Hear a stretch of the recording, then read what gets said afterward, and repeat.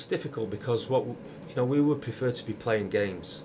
You can only do so much training, then we've got to face the fact that we're missing some game time, valuable match time, and obviously might look good on paper having games in hand, but then you've got to accumulate the points, and if people are gathering momentum around us, then people can see a negativity in that as well when they see points being gathered by other teams. So if you're asking me straight, would I prefer to have the games in hand or get the games done? I'd rather have them under my belt and the points in the bag. It was a difficult game for us. I thought we did well, and I don't often say that, especially when we've got beat. But I was really impressed with the lad's character that game. Losing a player after 15-20 minutes, and an influential player at that, in a prime position on the park, was very difficult to adjust to.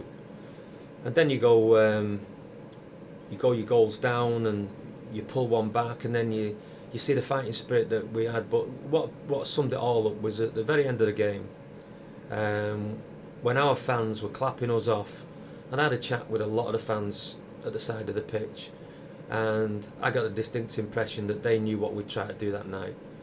We come unstuck with reorganising the team and with having a player down, but to put on that performance and to pull a goal back and then to threaten their goal and have several chances, I thought we did well in terms of how we played and how we adjusted. Not the result, but in terms of the performance. No chance. Not a prayer. I was closer to the incident than the referee was, and that's why I had a chat with him at half time, and I asked him to explain his decision. I saw Tunji get a touch on the ball. Yeah, it was a bit high, but he got a touch on the ball first. I don't think it was reckless. He went to ground, but I don't think it was reckless. And the referee gave me his opinion of it, and I gave him mine. I just said, one of us has got it right, you must be the other one. And he did take kindly to that comment, but that's the way it goes. It's confusing. As far as I know, he's allowed to play in the Histon game. He was allowed to play in the game that got postponed last week, but then his ban kicks in. How they work that out, no idea. Just no idea whatsoever, but those are the rules. In other leagues, it's as soon as you get it, you're out for your period, whatever period it is. But in this one, they give you a couple of games to... I can't get my head around that. My only thought about Histon is that I owe you one, because that was a poor performance from us. We had several individual mistakes that cost us dearly, having gone one up there. It's a poor game for me. Poor performance from 4 or 5 players.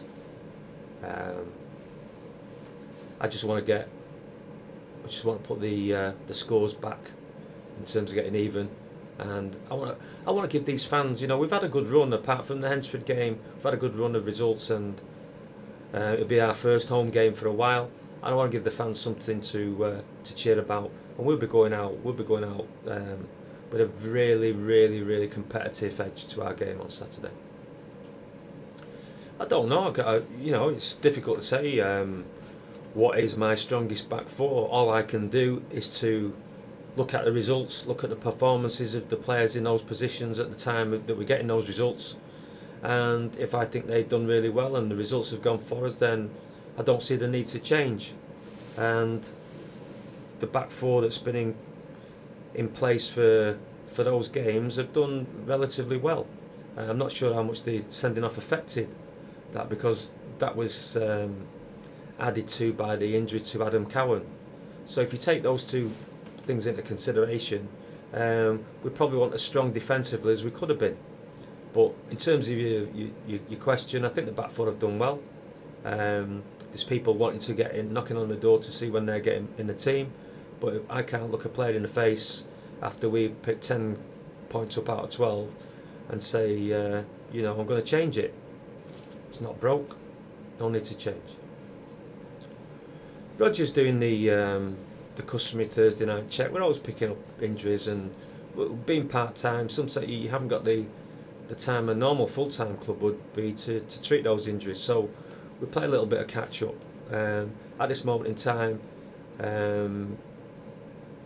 Nicky Platt has got a niggling injury. Chris Churchman's got an injury on Tuesday. Bobby Lofthouse got an injury on Tuesday, and Adam Cowan's got an injury from the Hednesford game, which hasn't cleared up. So there's 4 players that I've got to wait until after tonight's training before we find out the result of how they are.